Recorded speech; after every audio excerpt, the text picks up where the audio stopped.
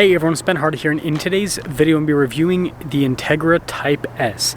Before we get into this video, I want to give a huge shout out and thank you to the Jody Wilkinson Acura here in Salt Lake City, Utah for giving me some time with this Integra. I'll include a link to their website in the description down below. And I do want to mention this particular Integra is available for sale. Jody Wilkinson, by the way, doesn't mark up their cars. So if you want a great deal on an Integra Type S that, well, you can get your hands on, reach out to them. Link to my car buying guide as well. Let's get into it.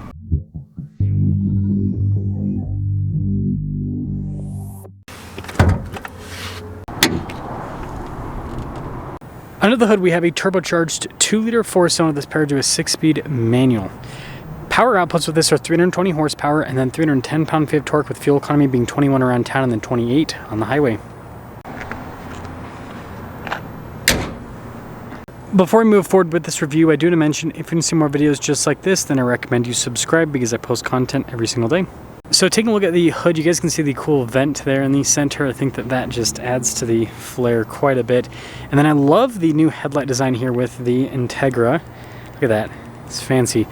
Got the Type S badge there. You can see the grille trim's all blacked out. And I mean, overall, this thing looks sinister. Now around the side here, our tire wheel setup is 265 by 30 by 19 in the front and over in the rear. And you can see here with the wheels, you got the metallic gray. You've got those Brembo brakes with the red caliper, that looks really sharp, metallic gray wheels. And then I love the huge fender flares there with it. Well, actually that's fender flare in the back. But regardless, the wide body package on this looks great. And when you take a few steps back, you can see the whole thing. That's a cool looking car. This leads us to the key fob. We've got a lock and unlock function, opening for the hatch. You got the Type S logo there in the back and pop her open. Now this is a hatchback, which adds to the practicality of the Type S. It's not the deepest, but I mean this is pretty practical for a smaller car. Cargo cover built in from the factory, and then this is pretty nifty. Got that to plop it down. Really cool spoiler here in the back. See the taillight design. And then we got the Type S badge there on the other side, and then triple exhaust tip just like the Civic Type R. And that's the rest of the rear. Now take a look at the door panel. It's not soft touch here, but it is down below where you've got this like cool red stitching. I like the look of the handle there. And then here are the seats. All the blacked out trim, got the red stitching there as well. Now, room here in the back. Ugh. Pretty good with the legroom actually. And I like these seats a lot better than the Civic sibling. And then headroom, it does slope a bit, but it's not bad. Now take a look at the front door panel. You can see the soft touch there at the top and then down below, and then you got the red stitching that goes across. All of our window controls, front two are automatic. You've got the mirror adjustments there as well. And you can see the blind spot monitoring with the mirrors. And then here are the front seats. Pretty cool with the red stitching. All of our power adjustments there on the side, Type S. And then you can see the 3-pedal layout. Got the stability control and then nice soft touch on the dash.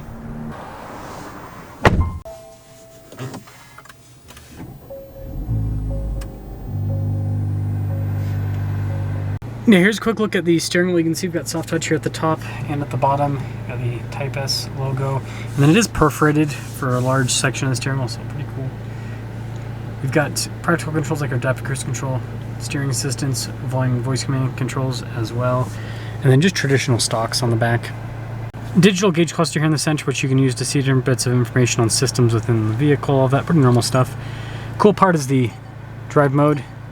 Kind of pops up there on the bottom. Changes the gauge cluster a little bit, not a massive amount, but it does something. Just a backup camera in reverse, nothing crazy with that. And then got the infotainment system, so some shortcut buttons here on the side with it. And then you've got the screen itself, pretty quick to respond. So overall, easy to use. And then like I said, there's soft touch all around this whole area.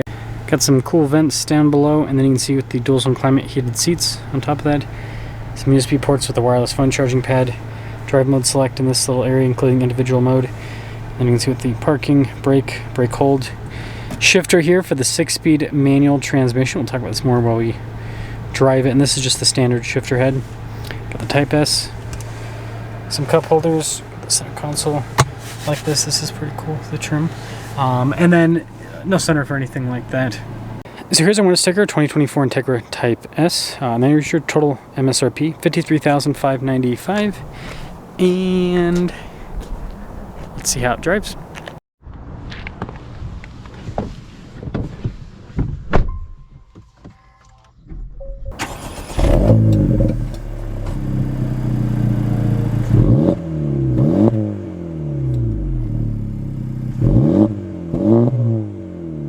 Let's talk about visibility before you set off. Here's visibility of the hood. You can see the heads up display, both mirrors, 2 blind spot monitoring. The rest of the rear. And well, let us set off. I don't know what function's not available, but I'm not trying to do anything. So, Integra Type S. This is a car that, well, unless you were on a list, you had no chance of getting, and now there's actually opportunity. Obviously, like most new cars that have come out over the last, probably year at this point, there are going to be some people that'll back out because, the economy's not in the best position, and so, they might have been in a better financial position a year ago when they initially ordered this car, and now it's not necessarily the case anymore. It happens.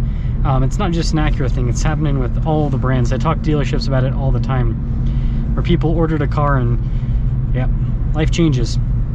So take advantage of that if you've been looking for one of these. You don't have to wait at all. So first off, this is smoother than the Civic Type R. Pop in the comfort setting. It's nice. Like, the suspension's genuinely nice. I think you can just drive it around in Sport all the time. Sport Plus is a bit firm, but it does have the auto rev match, which is cool. But yeah, it is a bit firm. I think Sport's kind of like the, or Individual, of course. Sport or Individual is kind of the sweet spot for driving around town so you can have fun. I like the pops. It does little pops sometimes on upshift. The exhaust is pretty fun. But yeah, you get good ride quality, and then you can set it to where you have more power and everything. All the stuff you'd want from a kind of like sporty daily driver type car. Speaking of daily driver stuff, yeah, compared to the Civic, I don't know if I'd say it's like way more daily drivable, but what I will say is it's comfortable and it just feels more like luxury, less race car like compared to the Civic. The Civic, you really do feel like you're in a, especially with the bucket seats, you feel like you're in kind of like a hot hatchback race car. This, it definitely feels more sophisticated. Feels kind of, I don't know, more like a normal car. Have I said that I hate this turn in the past? Because boy, oh boy, do I hate this turn. Okay. But because this is a Civic Type R underneath, with some, changes, of course, it drives so well. Really precise steering, like the feel's great, the shifter feels great, the clutch is great. The acceleration is fantastic, frankly. It's not gonna knock your socks off in terms of how quick it is, but it's quick enough to have fun, but not too quick to where you'll knock your socks off, and the police too. And they don't like it when you knock their socks off. Well, let's leave it at that. So it's just the perfect amount of power, and I think people are starting to kind of realize this. I love that the whole kind of like enthusiast world is, not the whole, but a lot of it's starting to come around and be like, you know what, especially with EVs, right? We don't need crazy acceleration, we need balance. We're coming back to reality. I think that people just want, like, naturally, right, you just want to see, like, how fast can a car go from 0 to 60? How fast can a car go, period? Like, what's the fastest car in the world? But then when it comes to actually like driving, it's like, what car is the most exciting to drive? And I would say with sports cars, something between that 300 to 400 horsepower range, manual transmission, either front wheel drive or all wheel drive or rear wheel drive. I think it doesn't really, as long as the car is balanced, if it's all wheel drive, you're going to want to get closer to that 400 range because the power loss. But anyways, yeah, I think that that's kind of the sweet spot, and this is right in that sweet spot. It's just such a good car. It's the type of car that, again, you can daily drive, but have fun on your daily drive. So let me guys think about the Integra Type S, but I think looks really cool. That freaked me out. I thought someone was honking at me.